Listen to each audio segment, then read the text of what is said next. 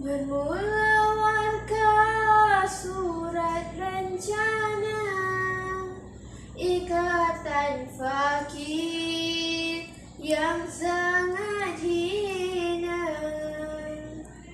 Sajak dan nazam banyak tak kena, daripada pendapat kurang sempurna.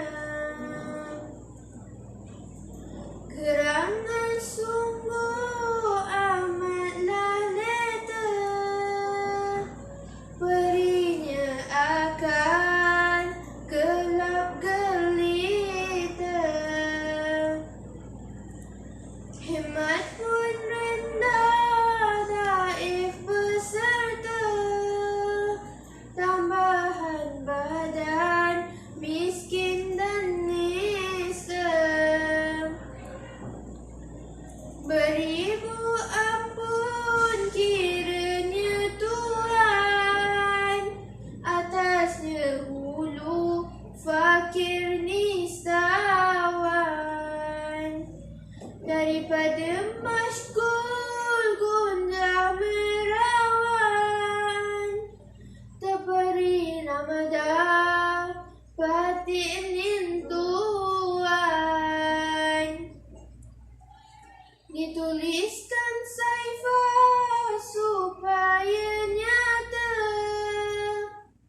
barang yang gairah di dalam cinta. Terfikir-fikir bukan menderita, dawat dan kertas tempat berkata.